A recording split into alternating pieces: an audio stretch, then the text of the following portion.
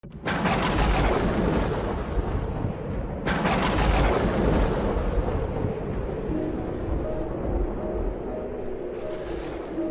aquel tiempo estaba Juan con 2 de sus discípulos y fijándose en Jesús que pasaba, dice: «Este es el Cordero de Dios». Los 2 discípulos oyeron sus palabras y siguieron a Jesús. Jesús se volvió y al ver que lo seguían les pregunta: «¿Qué buscáis?». Ellos le contestaron: «Rabí», que significa maestro, «¿dónde vives?». Él les dijo: «Venid y veréis». Entonces fueron, vieron dónde vivía y se quedaron con él aquel día. Serían las 4 de la tarde. Andrés, hermano de Simón Pedro, era uno de los 2 que oyeron a Juan y siguieron a Jesús. Encuentra primero a su hermano Simón y le dice: «Hemos encontrado al Mesías», que significa Cristo. Y lo llevó a Jesús. Jesús se le quedó mirando y le dijo: «Tú eres Simón, el hijo de Juan. Tú te llamarás Cefas», que se traduce Pedro. Palabra del Señor. Estamos celebrando el segundo domingo de lo que se llama en liturgia el tiempo ordinario. Nombre un poco, extraño. Sería mejor quizá llamarlo tiempo corriente. Tiempo ordinario, que es el tiempo de la liturgia de todo el año, dentro del cual se enmarcan los tiempos especiales. Por ejemplo, la Cuaresma, no tardaremos mucho en empezarla, luego viene la Pascua, y luego ya, terminado el año litúrgico, con el nuevo año litúrgico, empezará el Adviento y la Navidad, que hemos recientemente terminado. En el tiempo ordinario, el objetivo de la Iglesia es proponernos, para la meditación y para la aplicación a la vida, las enseñanzas de Jesús. Las enseñanzas que Él explícitamente dice, o las enseñanzas que dice a través de las parábolas, y también los milagros que hizo Cristo, que eran signos, hechos auténticos, pero que tenían un símbolo, tenían un significado. El milagro al leproso, el milagro al paralítico, el milagro al ciego. Vamos a ir meditando durante todo el año, con los tiempos especiales que lo van a interrumpir, repito, Cuaresma, Pascua y después, terminando el año ya de nuevo, el Adviento. Vamos a ir meditando sobre la enseñanza de Jesús. Pero lo primero, lo hemos estado viviendo, leyendo y practicando durante esta semana, primera semana del tiempo ordinario. Lo primero es el apostolado, es decir, la elección de los discípulos de los apóstoles. Durante esta semana, varias veces, los evangelios nos han presentado estos momentos iniciales de la vida pública de Jesús después del momento del bautismo que celebramos el domingo pasado. Hoy, que terminamos en el segundo domingo, concluye esta primera etapa, donde, repito, el Evangelio nos enseña cómo llegaron los primeros apóstoles a seguir a Jesús. Es Juan el Bautista, o dice el evangelista, es Juan el Bautista el que pone detrás de Jesús a algunos de sus propios discípulos, en este caso San Andrés, hermano de Simón Pedro, y un discípulo que es el mismo que escribe el Evangelio y que no habla de sí mismo, pero que lo dice con un sinónimo, el discípulo amado, el discípulo predilecto de Jesús, San Juan el Evangelista. Fue tan importante para San Juan aquel encuentro que muchos años después este Evangelio, el Evangelio de San Juan, está escrito por San Juan al final de su vida, más o menos en el entorno de los años 90, por tanto 60 años después de la muerte de Jesús, y sin embargo recuerda el momento exacto en que se encontró con Cristo, lo cual no sucedería a cualquiera. La primera vez que ves a Jesús no la olvidas. Bueno, y dice que eran las 4 de la tarde. Inolvidable el momento, y el evangelista, cuando escribe, lo recuerda. ¿Qué tenemos que destacar de esto? Primero, la presentación que va a hacer Juan Bautista de Jesús. Muy importante. Dice: «Este es el Cordero de Dios». Está aludiendo a las profecías donde habla de que va a ser entregado para la salvación del pueblo un cordero inocente. Sus heridas nos curarán. Él cargó sobre sus espaldas el pecado de muchos. Jesús es presentado como el cordero que quita el pecado del mundo. Podía haber dicho otra cosa, puestos a decir, podía haber dicho otra cosa. Por ejemplo, podía haber dicho, y muchos lo hubieran acogido con entusiasmo, este es el libertador del pueblo de la opresión de los conquistadores romanos. Había un fuerte movimiento independentista en Israel que no mucho después cristaliza en una guerra contra los romanos, que concluye la guerra con la destrucción de Jerusalén en el año 70 por el futuro emperador Tito. Había un fuerte sentimiento hasta tal punto de que había un grupo de terroristas que se dedicaban a atacar las patrullas de los romanos cuando las veían con pocos miembros, o a matarlos cuando los encontraban solos. Eran los celotas o sicarios, por la sica, que así como se llamaba el puñal. Y uno de los apóstoles fue elegido precisamente de entre ese grupo previa conversión. Podía haber dicho, por lo tanto, San Juan, aquí va el libertador de Israel, el que nos va a conseguir la independencia. O podía haber dicho, aquí va el que va a acabar con el hambre, el que va a terminar con la injusticia, el que va a libertar a todos los esclavos, o el que va a curar a todos los enfermos. Aquí va el médico de Israel, el alimentador de Israel, pero no dice eso. Es el que quita el pecado del mundo. En una época como la nuestra, todo lo que no es material no tiene valor. ¿Qué es material? Curarte una enfermedad, que conste que es una cosa maravillosa, Bueno, ¿qué es material? Llenarte el estómago. ¿Qué es material? El dinero. ¿Qué es material?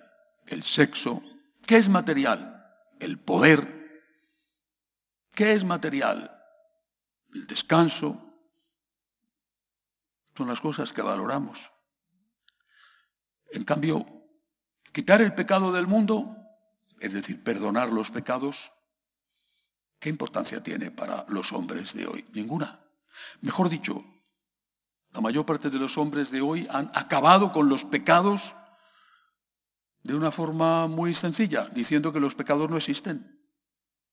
Y como no existen, pues no hay pecados. Puedes hacer lo que quieras, nada es pecado.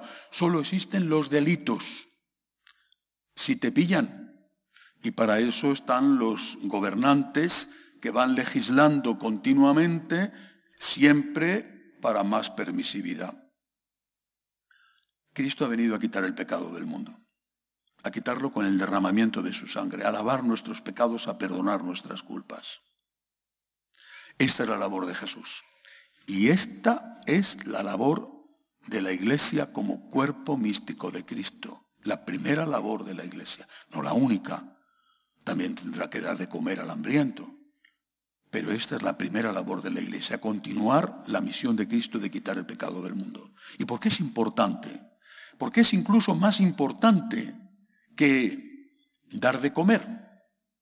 Recordad, lo meditaremos, si no recuerdo mal, en la Cuaresma, aquella situación de las 3 tentaciones en el desierto. Una de ellas, cuando el demonio le dice, si eres el Hijo de Dios, convierte estas piedras en panes. Dedícate a esto. ¿Pero no has convertido el agua en vino? Es culpa tuya que haya gente que muere de hambre. Lo que tienes que hacer es transformar las piedras en panes. Y además, de esa manera no tenemos ni que trabajar siquiera. Ya de paso, pues que los ángeles nos traigan algo más que el pan. Es culpa tuya. Si hay hambre en el mundo, dedícate a esto, te aplaudirán, te seguirán. Serás aclamado como rey. Y de hecho, le quieren hacer rey después de multiplicar los panes y los peces. Y él huye. ¿Es más importante quitar el pecado del mundo que darte de comer? Es importante dar de comer, y Jesús manda dar de comer al hambriento. ¿Pero es más importante quitar el pecado del mundo? Pues sí. ¿Y por qué? ¿No es acaso el pecado la causa de las guerras? La ambición, la ansia de poder, el odio. ¿No estamos viendo lo que pasa con la guerra cerca de nosotros en Ucrania? ¿O un poco más lejos, en la querida Tierra Santa? ¿No es acaso pecado la existencia de las dictaduras? ¿Es que no estamos viendo lo que está pasando en Nicaragua con 2 obispos y un montón de sacerdotes en la cárcel y la gente reprimida, o en Cuba o en Venezuela? ¿Es que eso no es pecado? ¿Es que no es consecuencia del pecado el hecho de que haya gente que muere de hambre? Cuando yo era un jovencito, antes de ir al seminario, tenía dudas entre ser médico o hacerme cura. Desde los 10 años quise ser cura, pero luego en la adolescencia tenía dudas.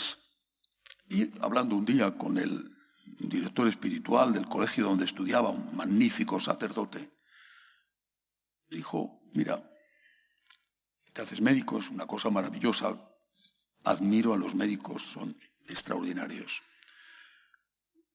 Vas a curar un problema a una persona. O no, oye, que tampoco es que todo se cura, ¿eh? Bueno, pero más pronto o más tarde esa persona va a morir, ¿no? ¿Y después qué? Tú eres sacerdote, vas a curar el alma. Curando el alma, vas a ayudar a esa persona a que no cometa más pecados, a que no haga daño a nadie, que no se haga daño a sí, y a que pueda ir al cielo. ¿Qué es más importante? Dime, ¿qué es más importante? Si das un pedazo de pan, volverá a tener hambre. Si pones a esa persona en contacto con Cristo, no tendrá la capacidad de trabajar por sí mismo para salir de las consecuencias del pecado, que es la causa del daño que se hacen y que hacen todos los hombres. ¿Qué es más importante, dar un pescado o enseñar a pescar? Afortunadamente no me hice médico, digo afortunadamente porque cada vez que veo una gota de sangre me desmayo, así que gracias a Dios no me hice médico, no sé qué hubiera sido de mí, y me hice cura. Que seguramente hubiera sido muy, muy mal médico. Pero Jesús continúa. Aquellos que han ido detrás de él, porque Juan les ha dicho que era el que quita el pecado del mundo, y que han entendido que eso es más importante que la liberación de Israel o que quitar el hambre en el mundo, porque el pecado es la causa de todo mal, desde el pecado original hasta hoy en día. Aquellos se encuentran con que Jesús les dice: ¿me estáis siguiendo? Y ellos le dicen: maestro. Ya le llaman maestro, el que enseña. No le llaman curandero, el que cura. Le llaman maestro. Han entendido que la enseñanza es la fuente primera de la redención. Después vendrá la culminación, que es el derramamiento de la sangre. Pero primero la enseñanza. Maestro, ¿dónde vives? Él les dice: venid y veréis, venid a vivir conmigo. Haz una experiencia vocacional. Claro, diréis: bueno, yo ya estoy casado, ¿no? A ver, ¿qué hago yo? Haz una experiencia vocacional también tú que estás casado, porque a lo mejor el Señor te llama no a dejar tu mujer o tu marido, que alguno quizá quisiera, bueno, sino que te llama a tener una vocación laical de consagración, manteniendo tu familia y viviendo en el mundo. Pero sobre todo, para los jóvenes, ¿por qué no haces una experiencia? ¿Por qué no le das a Dios una oportunidad? ¿Y cómo? Yo empecé a ir a misa cuando estudiaba en la universidad, antes de ir al seminario, todos los días. Dormía 4 horas, trabajaba con mi padre en la carnicería, por las noches trabajaba con él hasta muy tarde, me levantaba tempranísimo, 4 horas, 5 horas el día que dormía eso. Iba a misa diaria. Era un sacrificio. Hubiera preferido que me cortaran las manos antes de dejar de ir a misa. No empecé a ir a misa cuando entré en el seminario, sino que entré en el seminario porque iba a misa. No empecé a rezar el rosario cuando entré en el seminario, sino que entré en el seminario porque rezaba el rosario todos los días. Si no tienes una experiencia de Dios, si no te pones a tiro de Dios, hablando con Él, yendo a misa, confesándote, hablando con la Virgen, haciendo adoración del Santísimo, ¿qué oportunidad le das a Dios? Y si no le das a Dios la oportunidad y Él te llama, ¿qué sucede? Bueno, habrá casos y casos, por supuesto, pero hace unos días recibí un correo que me dio mucha pena. Estoy recibiendo muchos correos, afortunadamente, de jóvenes que quieren, por lo menos que tienen dudas vocacionales, e invito a todos los que tengan dudas que me escriban para ayudarles con el discernimiento. En este caso me escribe un señor de ya una cierta edad, bueno, sobre la cincuentena, y me cuenta, y me dice: quise ser sacerdote. Mis padres se opusieron, católicos practicantes, muy practicante, pero el cura que sea el hijo de otra.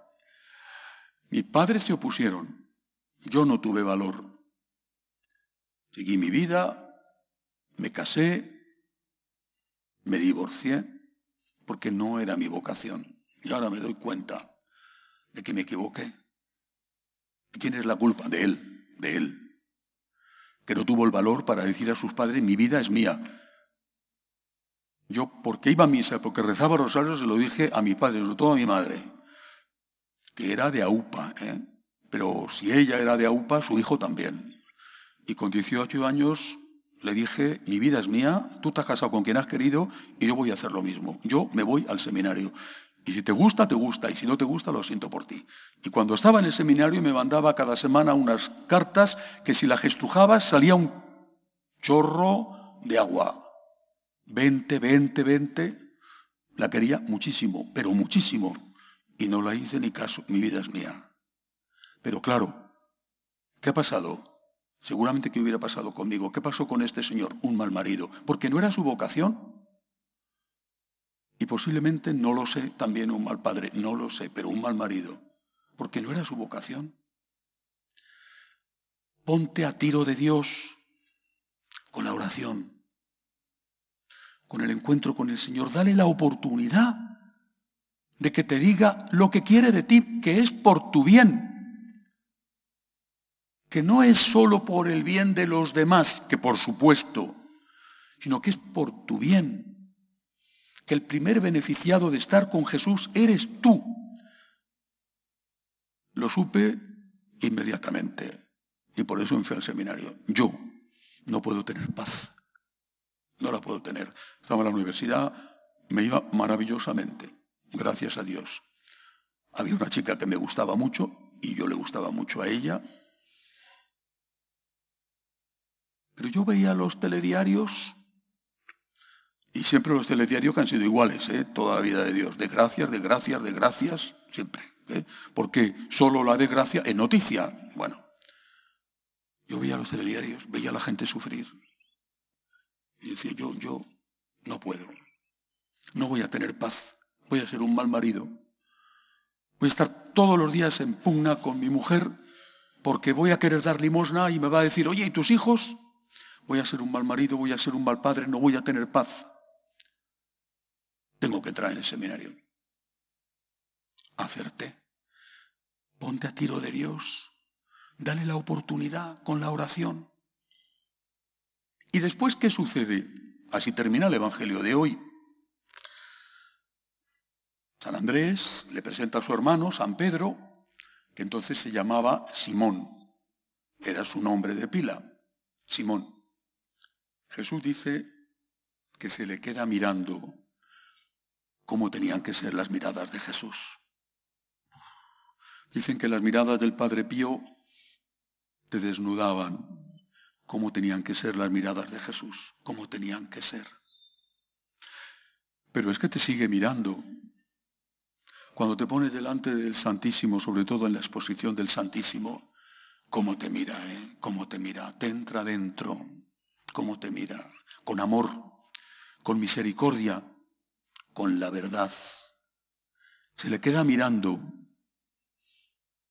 le estaba esperando.